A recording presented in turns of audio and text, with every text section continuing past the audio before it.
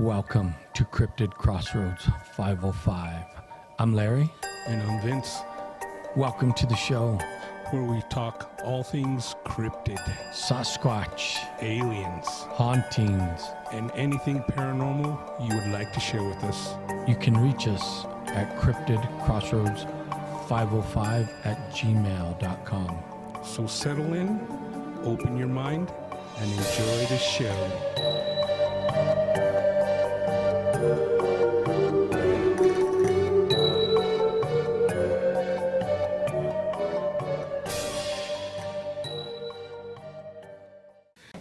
Hey, welcome to Cryptid Crossroads 505. We're back in the studio doing it once again. Vince, let them know where we're at. Hey everybody, welcome back to the CCR 505 studios. We're back, kind of had to clear the cobwebs.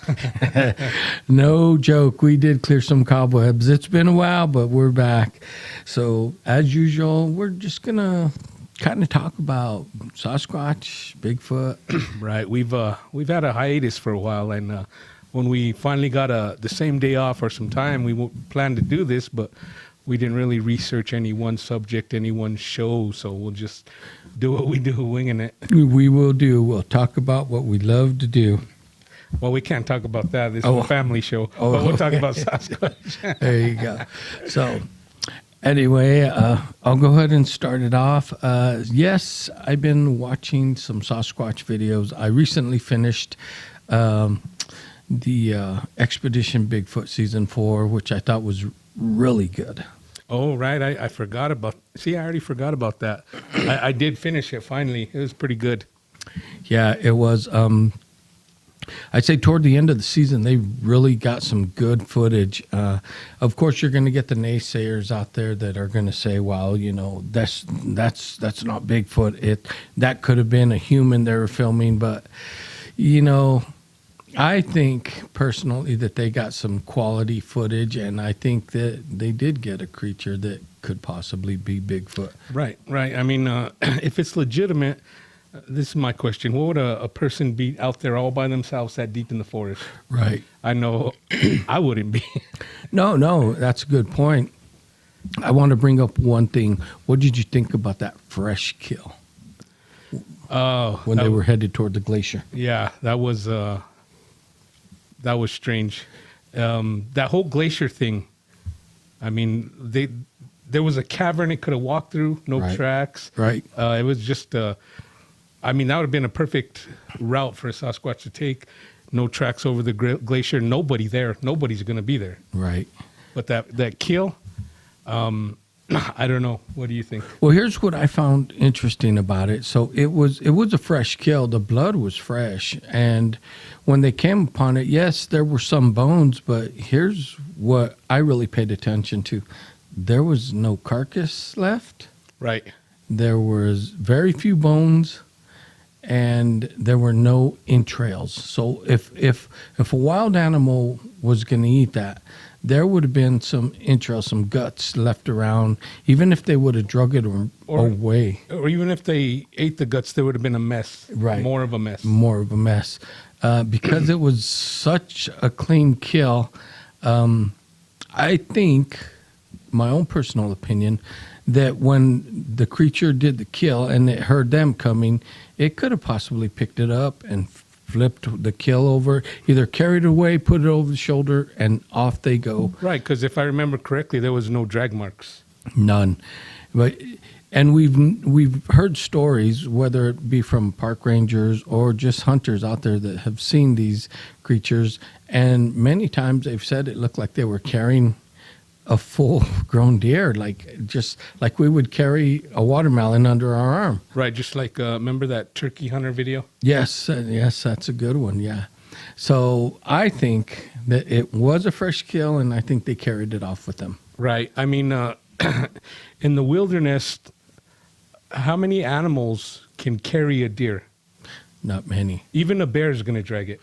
A bear would drag it. A mountain lion would drag it. There would be some drag marks from any other creature. The coyotes would tear it apart, or the wolves even, right, and drag pieces maybe. Yes. Not the whole thing. No, but there again, there was no evidence that that there was something there other than the few bones they found.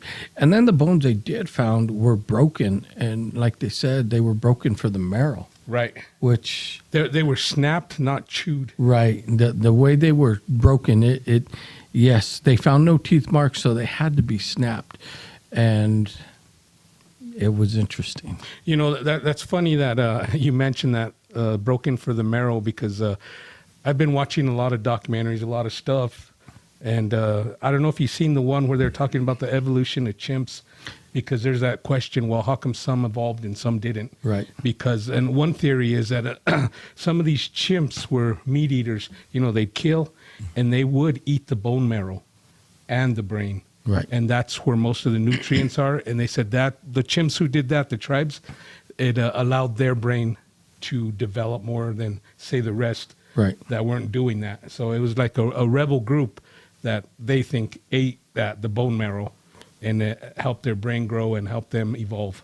And I believe that's true. And that's one thing that they all say. Even for us, if you eat the marrow from the bone, and most people are going to get grossed out about it, the marrow has such high protein content Right. that you'd have no choice but to develop your brain more.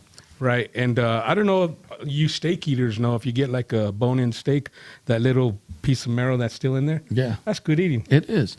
I'll just say this, like when I cook beans and I put the bone in there and whatnot, and that marrow that comes out, I'm the only one in this household that no one has to fight me for it. It's all Wow. mine. Wow. Yep. And that's one of the best parts. That's why we, I remember when we were growing up, our mom would make beans or chili with the bones. Right. And it was always a fight, who got the bone. bone, Or right. maybe that's just our canine. And But no, I believe that theory about the bone marrow and the brain, also the liver and the heart, those are the two, that part of the body. What any part that I just mentioned, if you eat, it's high in protein. And any animal that's, got not a steady diet, you want to intake as much protein as you can. right.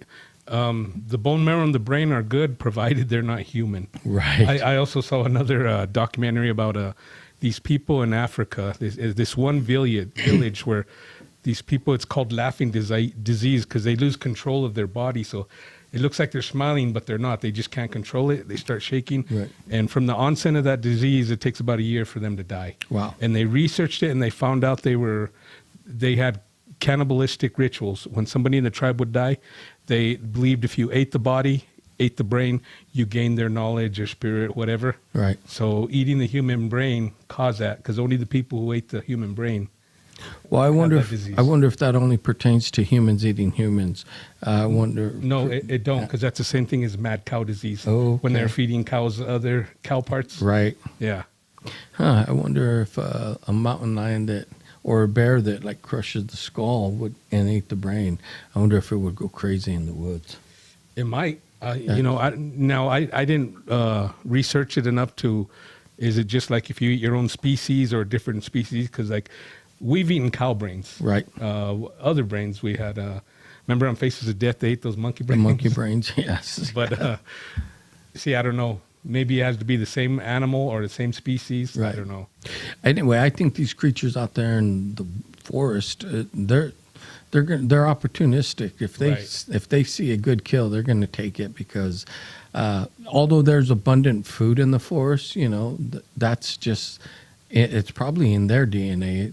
This is a good kill, first kill. Let's take the heart, the brain, break the marrow, the bone, and get the marrow, because they know what's going to sustain them out there. And even if they don't know from a scientific point of view, they might think that those are the tastiest bits. Right. And that could be And it. and they could say, well, it's like, say us, we eat an energy bar. That gives me the most energy. Well, and let's think about something else now that we're on the subject of protein and their intake.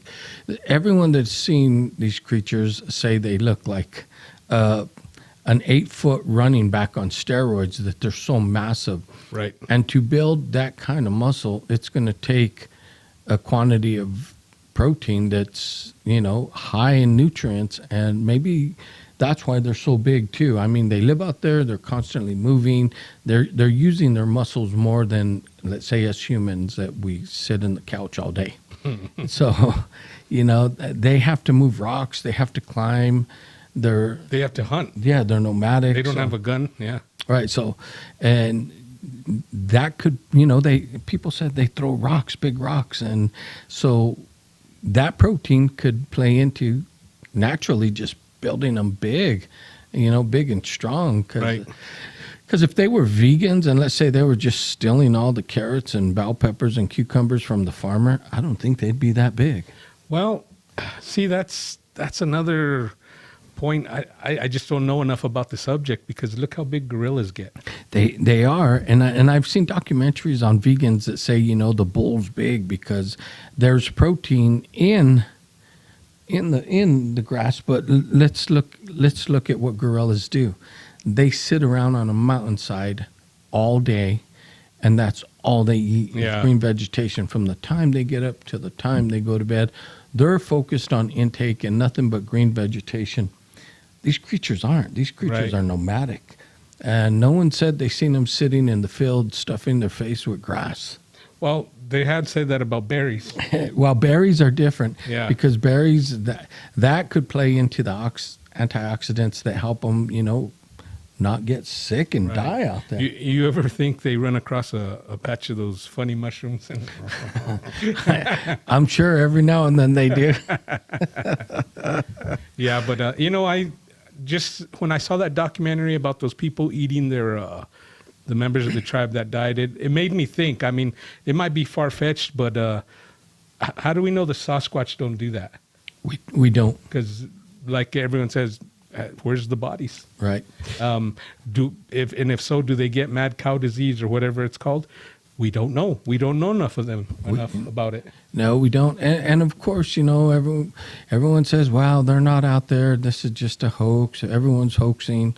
But there's still plenty of witnesses that have seen these creatures, and they say they exist. Well, I would say that the majority of the naysayers are the ones who sit on the couch and. Well, of course. And their thinking is, I didn't learn about it in school, and I don't see them in the zoo or on TV, so they can't exist. Right. I mean, just like, have you seen that show on, I don't know if it's Discovery or Animal Planet or whatever it's called, Alive or Extinct? No. Where he goes around looking for, and he's found animals that have been thought to be extinct for 1,000 years. Right. This guy, his grandpa was the one who found that, is it called a coelacanth, that fish? Right. The one with the legs? Okay. Yeah. His grandpa's the one who discovered that, and they thought it was extinct for 10,000 years. Right. Well, we were, what was I watching? And it was a Bigfoot series, and they caught the little, like, rodent on a trail cam, and that was thought to be extinct. Right. So just because everybody doesn't see them crossing the road, right? I take people's word for it. I'm like, I'm not going to call you a liar. And when someone talks about it, you can judge the character, and of course you're going to have some people that are BSing you, but you're going to have some people that when they're interviewed, and I've seen it on these documentaries, that are emotionally moved when they talk about their experience. Right. The body language tells you a lot. Right. And if that's happening, then they saw something. Or they believe they did. Right. They're not making it up. Right. Now, these people, these naysayers, I challenge them to go out and experience some of the stuff we have. Right. No, I mean, they're out there. I believe they are. Yeah. Like I said, I haven't come face to face with one, and people tell me when I do, I'll never go back to the woods again. But they're out there. They are. I don't think that's true. Might take you a little bit to get over the PTSD, but you'll go back. Right. Because, half of you was like, I need to see that one more time. Right. And the other half is like, I'm not going back out there. Yep. But there's people that have said they've encountered them time and time again. And, everyone has talked about the different body styles, the different hair color, the different facial features, Right. Right. I've heard a story. I used to listen to Pac West Bigfoot, and he would write or read encounter stories. Right. And one of them was from a park ranger who would see them quite often. I can't remember what national park he was in, but he said they looked like a human with Down syndrome. Well, And to me, that means maybe an isolated clan that's inbreeding. that's where I was going with that. That could have been inbreeding, And that could explain for, some of the tracks, the toes are messed up and stuff. right? Yeah. Speaking of tracks, I was watching one of the episodes of Bigfoot Survivor Man, and Lee Stroud had got with the Hollywood company, and he was wanting to see if he could fool Jeff Meldrum. and Dr. Brenda Nagel. Yeah. And so did you see that one? Yeah, I did. Where he spent like 10 grand making these prints, and then he cast them. He almost had them, but they picked it out. They picked it out, yes. Yeah, and this was state of the art, like Hollywood stuff. Right. And then it goes back to that sighting in Bluff Creek, of the Patty sighting. And everyone has said the technology isn't there. Just back then, No. it just wasn't there to hoax that. No, and just the way you see the muscle movement under the fur, and Right. yeah, I don't believe that's a hoax. That's just my opinion. But That's a genuine sighting. But like we say, we weren't there, so we can't say definitively. But Right. I would say yes, though. Well, there was one woman on this episode that was talking about she herself has been in the woods, and she was a non-believer till she had her experience, and now she's out there constantly trying to find the creature. And one of the things she said she looks at the gate now, and she says the gate is different, it's non-human. But she also says she tries to get good close footage, if she can freeze it, to look at when they walk, when you look at the back of the foot. Because at first on some of the videos she said it looked all white, and she was thinking, well, that could be a shoe, right? Well, she started looking at the outline of the hair on the foot, and she's like, that's just a natural progression for the foot. And she just said there's no way you could hoax it, but there again, who's going to spend thousands of dollars, and then how do they know you're going to be at that certain point in time? Right. Nobody, unless you're Elon Musk, has that money to throw around without a possibility of a return. Right, right. But I mean, she brought up a good point. If you're going to hoax it, you're going to hoax it. And most of the hoaxes, she said, you could tell because the camera's ready and whatnot. And like she said, half the time when you see them, you don't have good footage because you're not ready, or you're so startled that taking a video or even a picture is the last thing on your mind, and it happens so quick you just don't have Right, time. and a lot of the times the sightings are so brief. Right. Even if you try, by the time you get your phone in your hand, it's over. Right. I recently saw a video, and it was on Facebook. It was going around. It was just one of those little short videos, and they were saying that it's one of the clearest pictures of Sasquatch, and it was clear, and it was brief, but you could see it moving through the trees. And I said, well, if that's a hoax, it's a pretty damn good one. Yeah, yep. But yeah, they're out there, and they're real. So Yeah, I believe it. I do believe it. But of course, the debate rages on. I mean, like we said a long time ago when we started this, we're not here to make anyone believe. We're just here to report what we see and what we think. And Right. But I don't know.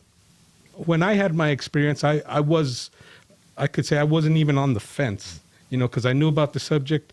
I've heard stories about sightings, this and that, and like you said, when we were small, we saw it on TV, and Right. other than that, I didn't even think about it. I watched the Finding Bigfoot with Bobo, yeah, but that was, for me, that was just entertainment because I thought it was funny. right. And but that night changed everything for me. And at first, I didn't even know what was going on.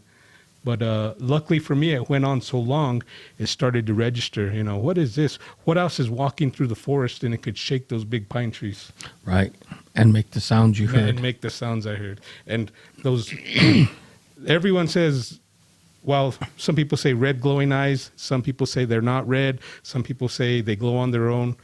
I don't believe these were glowing on their own, but they were red. But it was a reflection from the fire, because that's the only light we had. Right. And did the fire tint them red? I don't know. But They were red because I thought they were a reflector on the side of the road at first. You know those round ones? Right. That's how big they were. But then I thought, I'm in the middle of the forest. There's no road back there.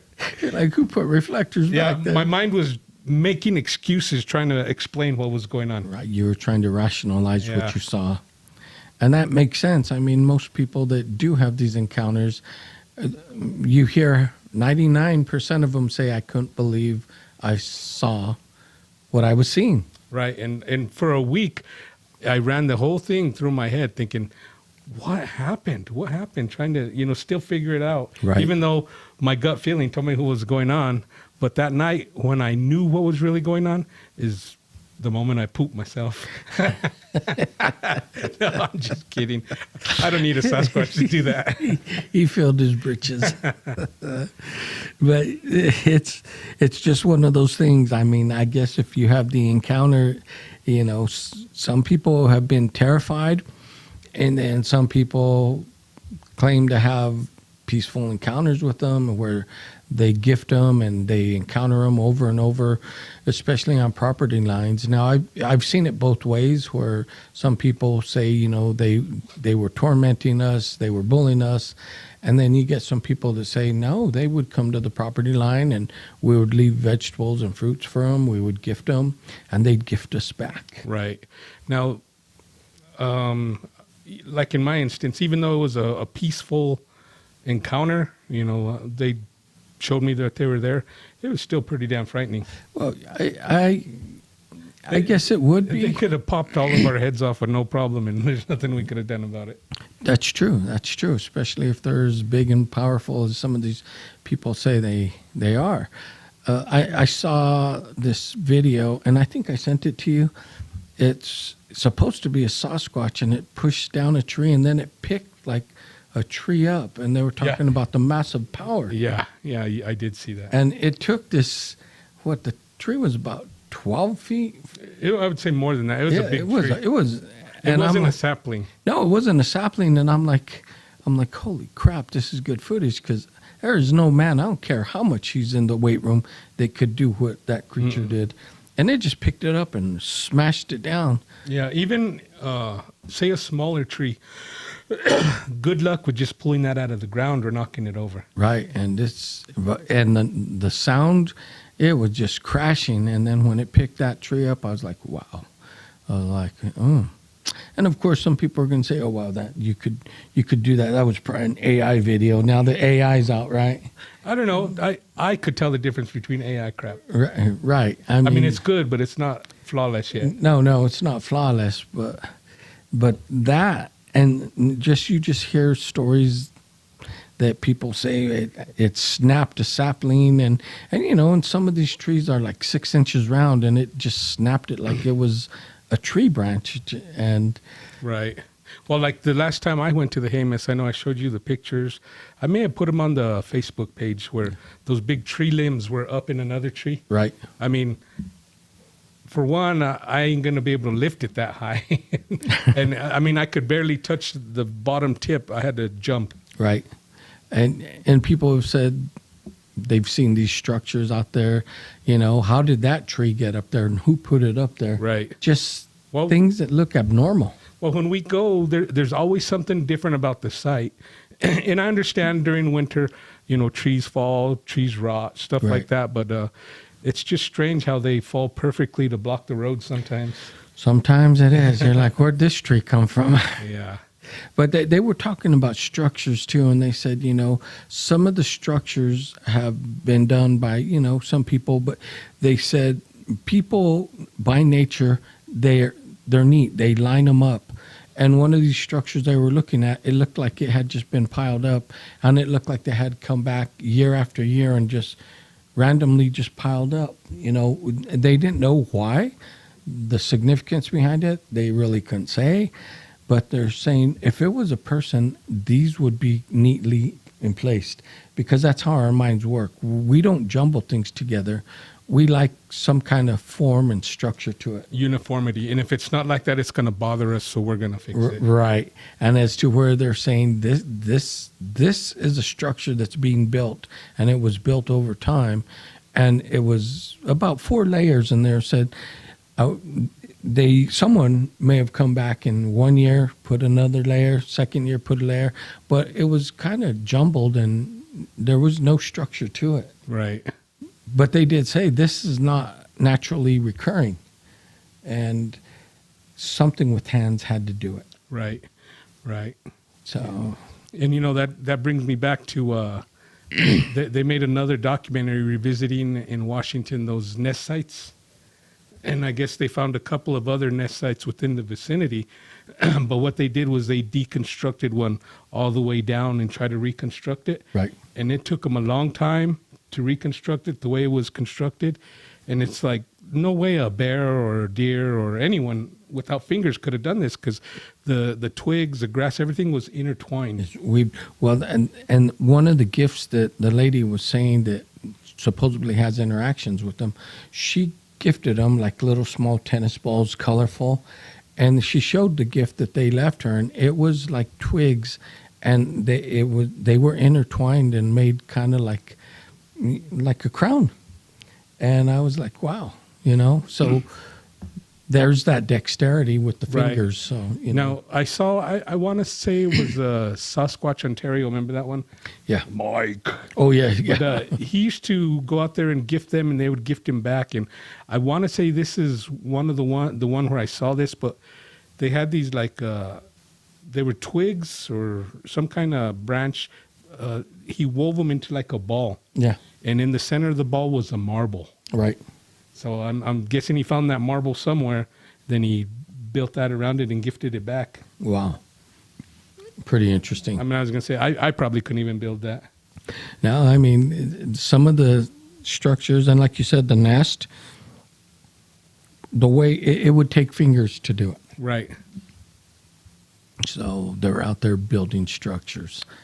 And the other thing that they brought up about, and we've talked about this, is direction, the way they snap twigs. There's a form of communication out there, even when you hear several of them in the woods and they're screaming or hollering. There's a form of communication, and we just haven't cracked it yet. Right. And I believe they communicate with, like you say, the snapping of the saplings and stuff. Right. Just like Todd Standing up in Canada, he used to say they'd go down the trap line, and the way the trees were broken, he said that means that's your side, this is mine. Right. And he would go into their side. That's why they would follow him, and he got his footage. Right. If you believe what he was doing is authentic. Right. I mean, he's gotten so much crap over it, but, I'm not out there, but he does invite people, to come out and go with him, and he'll prove it to you. Yeah, and there's a couple of people I follow on YouTube. They do videos, and they have what they call habituation sites where they go interact with the Sasquatch.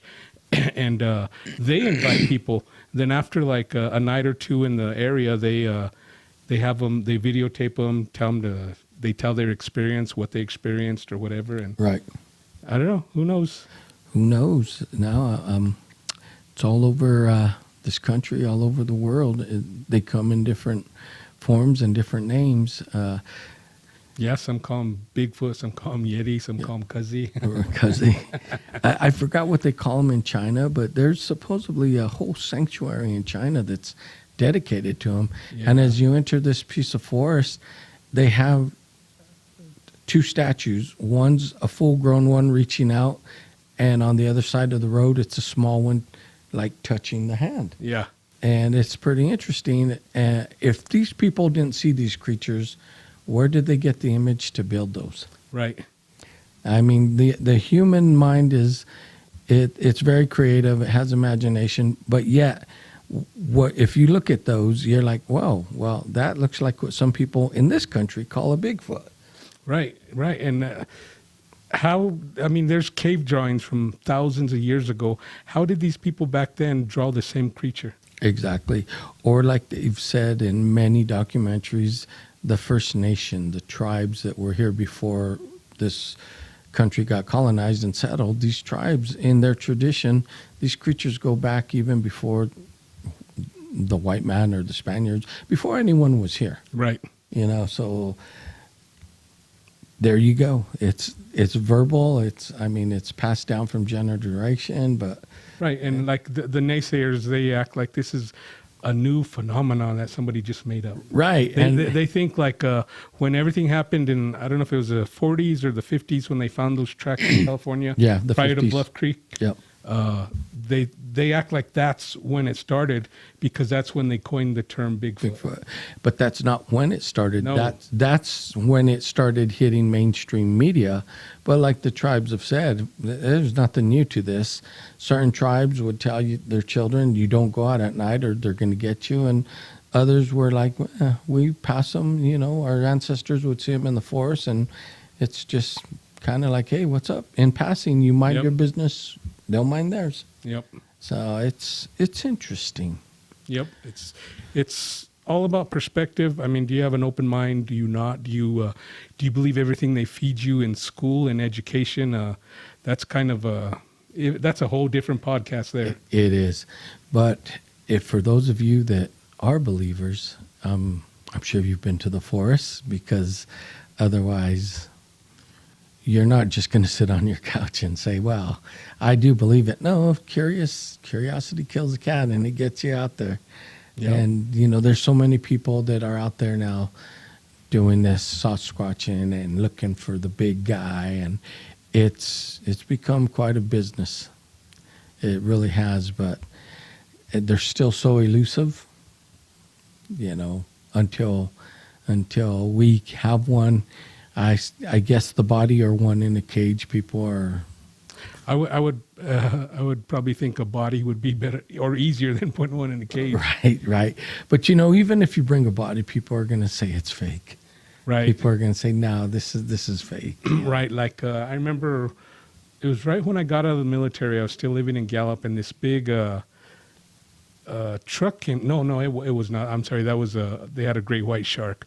But before there was do you remember the Minnesota Iceman? Yeah. Yeah. People thought that was fake. Was it fake? Who knows? They said he was found in a glacier. Yeah. I don't know. They didn't let me cut no hair off. It was that guy from Caveman. Oh, yeah. Remember they left him? Yeah, but I mean, I don't know. There's just so much that we don't know, we don't understand. But yet some people think because they've had a high school education that they've learned everything there is to know, or they know about every species on the face of the earth. I mean, they're discovering things every day. Day. Now we haven't been. We don't know what's on this earth because we haven't been through every nook and cranny of it. Right. When people tell me that Sasquatch don't exist, I kind of get a little sarcastic, and I tell them, so you've scoured every inch of this earth all at the same time? Right. And they go, the same time? I'm like, yeah, because you go to that neck of the woods and he could circle around behind you. Right. So you're a quantum computer. Yeah. You're in two places at once. Yep. All right. Well, that's what we wanted to share with you tonight. Getting it back going. And don't forget to hit that subscribe button. And if you want to email us at cryptidcrossroads505@gmail.com. Cryptid Crossroads is one word. So is the 505 on it. It's all one word. Or there's even a Facebook page if you got something you want to post and share. That's right. We'd love to hear from you. Shoot us an email. All right. Well, thanks for listening. Thanks for watching.